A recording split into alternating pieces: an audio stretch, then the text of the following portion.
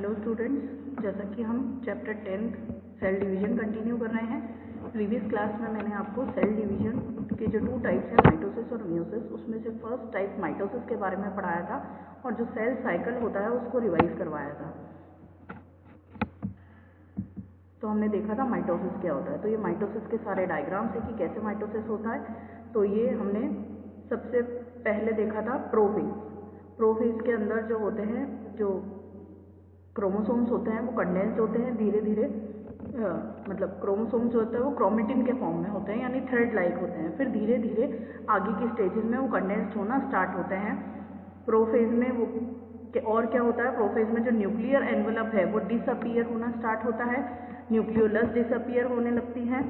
ये चीज़ सब होती है प्रोफेज में। नेक्स्ट आती है, ये सारा प्रोफेज का है पूरा, ठीक है। उसके बाद यहाँ आ गई ये वाला जो डायग्राम है वो है मेटाफेज का, और ये वाला जो डायग्राम है वो है एनाफेज का। मेटाफेज के अंदर इक्वेटोरियल प्लेट पे जो है वो सारे क्रोमोसोम्स जो है वो डुप्लीकेटेड क्रोमोसोम्स, 2 सिस्टर क्रोमेटिड सारी इक्वेटोरियल प्लेट पर आकर एक प्लेस पे स्थिर हो जाती है, जमा हो जाती है। और किससे अटैच रहती है? जो thread like white thread like structure आपको दिख रहे हैं, इनको कह रहे हैं हम स्पिंडल फाइबर। सेंट्रियोल से स्पिंडल फाइबर का फॉर्मेशन होता है। तो स्पिंडल फाइबर से ये अटैच हो जाती है। फिर ये जो 2 सिस्टर क्रोमेटिड्स है वो स्प्लिट हो जाती है और पोल्स की तरफ जाने लगती है। इसे कहते हैं एनाफेज। और स्प्लिट होकर के फिर लास्ट जो है, चारों फेजेस के बाद में लास्ट एक और प्रोसीजर होता है जिसे कहा जाता है साइटोकाइनेसिस, जो हम अभी आगे पढ़ेंगे। वो साइटोकाइनेसिस होता है डिवीजन ऑफ साइटोप्लाज्म। उस डिवीजन ऑफ साइटोप्लाज्म के बाद में जो सेल्स है वो 2 डॉटर सेल्स में कन्वर्ट हो जाती है। ये आपका पूरा था माइटोसिस। अब हम देखते हैं साइटोकाइनेसिस क्या होता है। तो साइटोकाइनेसिस में वापस से क्या होने लगता है, स्पिंडल फाइबर डिजनरेट होने लगते हैं, न्यूक्लियर मेम्ब्रेन अपीयर होने लगती है, न्यूक्लियोलस अपीयर होने लगती है, साइटोप्लाज्म जो है वो इक्वल 2 पार्ट्स में डिवाइड हो जाता है। इससे पहले ही न्यूक्लियर डिवीजन आपका हो चुका है, अब साइटोप्लाज्म डिवीजन हो रहा है। तो ये डिवाइड होकर के 2 डॉटर सेल्स बना लेते हैं। Cytokinesis is the division of cytoplasm which is followed by mitosis resulting in the formation of 2 separate daughter cells. Cytokinesis से क्या होता है कि 2 सेपरेट डॉटर सेल्स का फॉर्मेशन होता है। Cytokinesis usually begins in anaphase and continues through telophase and into interphase. कब से स्टार्ट हो जाता है साइटोकाइनेसिस? एनाफेज से ही धीरे धीरे, क्योंकि एनाफेज में क्या होता है, स्प्लिट होने लगते हैं सिस्टर क्रोमेटिड्स, इस वजह से वहीं पे जो है साइटोकाइनेसिस स्टार्ट हो जाता है। In animal cytokinesis occurs through construction and furrow formation. Animals में फरो फॉर्मेशन के थ्रू, अभी मैं आगे आपको डायग्राम से समझाऊंगी, फरो फॉर्मेशन के थ्रू जो है वो साइटोकाइनेसिस होता है। The first sign of cleavage in animal cells is construction of the plasma membrane during anaphase. Plasma membrane का जो कंस्ट्रक्शन है वो क्लीवेज का साइन होता है। फर्स्ट साइन है क्लीवेज का, क्लीवेज स्टार्ट हो गया है एनाफेज के टाइम पे। The constriction invariably occurs in the plane of the metaphasic plate at the right angle to the long axis of the mitotic spindle apparatus। क्या होता है मेटाफेज से? मेटाफेज में बिल्कुल इक्वेटोरियल प्लेट पे अरेंज रहते हैं क्रोमोसोम्स और धीरे धीरे एनाफेज के ड्यूरिंग वो स्प्लिट होने लगते हैं।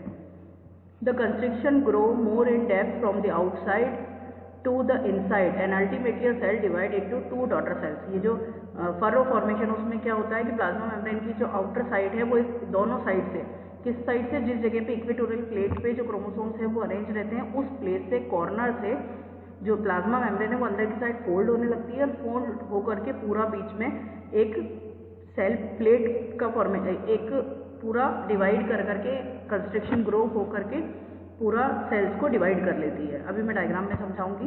इन plants however cytokinesis occurs by cell plate formation. इनमें क्या होता है, इनमें फरो फॉर्मेशन नहीं होता, इनके अंदर सीधा बीच में, दोनों सेल्स के बीच में एक सेल प्लेट का फॉर्मेशन हो जाता है।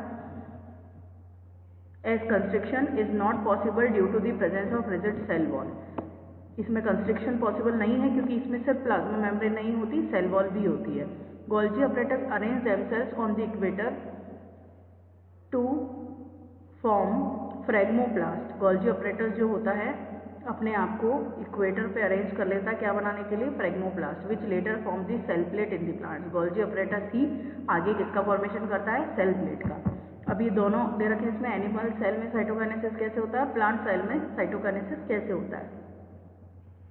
तो ये एनिमल सेल का है। देखो एनिमल सेल में क्या हो रहा है, ये प्लाज्मा मेम्ब्रेन कंस्ट्रिक्शन है, इसकी जो आउटर वॉल जो है वो फोल्ड हो रही है और बीच में जो है कंस्ट्रिक्शन का फॉर्मेशन कर रही है, ये है फरो फॉर्मेशन। तो इस तरीके से एनिमल सेल में एक प्लाज्मा मेम्ब्रेन फोल्ड होकर के बीच में बिल्कुल एक कंस्ट्रिक्शन का फॉर्मेशन करती है, जिससे कि सेल्स 2 इक्वल पार्ट्स में डिवाइड हो जाती है। और जैसा कि हम जानते हैं कि न्यूक्लियर मेम्ब्रेन अपीयर हो गई, क्रोमोसोम्स वापस से डीकंडेंस्ड हो गए, क्योंकि जब प्रोफेज की स्टार्टिंग होती है तो क्रोमोसोम्स कंडेंस्ड होना स्टार्ट होते हैं। अब यहाँ पर क्रोमोसोम जो है वापस क्रोमेटिन फाइबर में कन्वर्ट हो गए और थिन थ्रेड लाइक हो गए, जैसा कि आपको इमेज में दिख रहा है।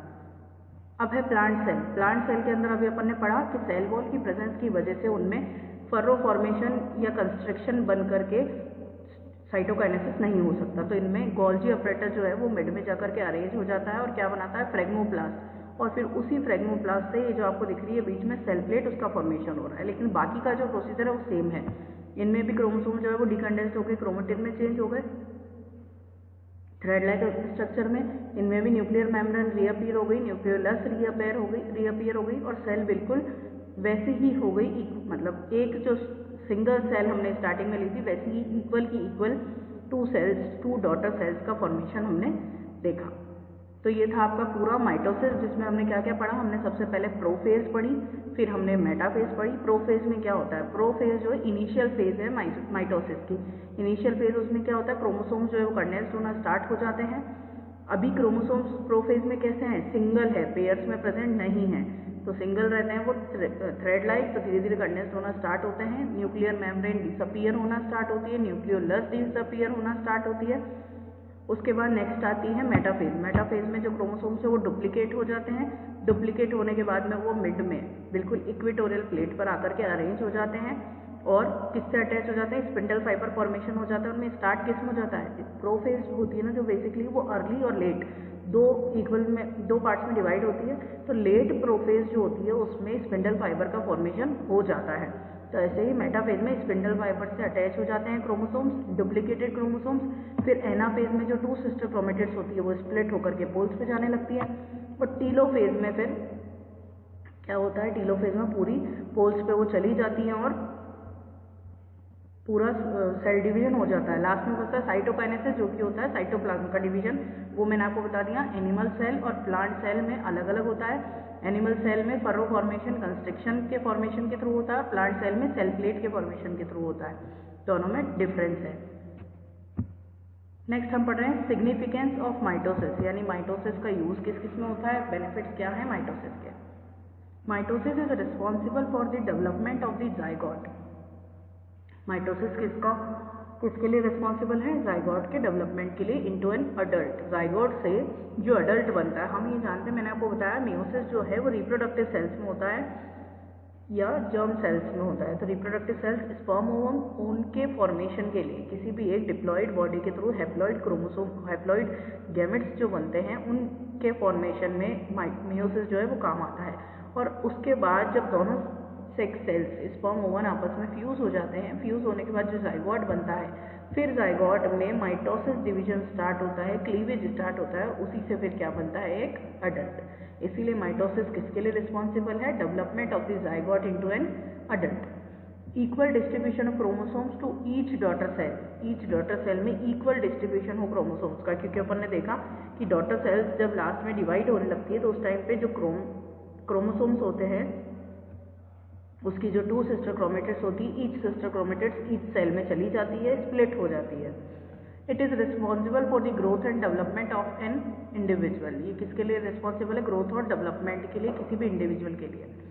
It maintain the constant number of chromosome in all body cells of an organism. Mitosis की वजह से ही बॉडी की सारी सेल्स में जो है सेम क्रोमोसोम नंबर प्रेजेंट रहते हैं, क्योंकि माइटोसिस के बारे में हम ये चीज़ जानते हैं कि माइटोसिस में जो क्रोमोसोम नंबर है वो हाफ नहीं होते। Mitosis is required for asexual reproduction, vegetative propagation in plants and also responsible for repair and regeneration of damage tissues. Mitosis किस किस के लिए रिस्पॉन्सिबल है, यह इंपॉर्टेंट है। एक तो असेक्सुअल रिप्रोडक्शन के लिए, क्योंकि असेक्सुअल रिप्रोडक्शन के बारे में हम जानते हैं कि असेक्सुअल रिप्रोडक्शन में सेम इक्वल जो है सिमिलर सेल जिस भी ऑर्गेनिज्म में हो रहा है और रिप्रोडक्शन, उसकी प्रोजेनी जो होती है वो पेरेंट के बिल्कुल एकदम सिमिलर होती है। वेजिटेटिव प्रोपेगेशन जो होता है उसमें भी सेम माइटोसिस होता है, क्रोमोसोम नंबर हाफ नहीं होते, क्योंकि वेजिटेटिव रिप्रोडक्शन भी एक टाइप का असेक्सुअल रिप्रोडक्शन ही है। And also responsible for repair and regeneration of damage tissues. अगर हमारे बॉडी पे कहीं कट लग जाता है या टिश्यूज डैमेज हो जाते हैं तो उस केस में क्या होता है कि माइटोसिस की वजह से ही वो टिश्यूज क्या होते हैं, रिपेयर हो जाते हैं। Mitosis helps in maintaining purity of the genome as there is no recombination और crossing overs takes place. Mitosis की हेल्प की वजह से किसी एक पर्टिकुलर इंडिविजुअल की जो जीनोम की प्योरिटी है वो मेंटेन रहती है, क्योंकि माइटोसिस में किसी टाइप का रिकॉम्बिनेशन और क्रॉसिंग ओवर नहीं होता।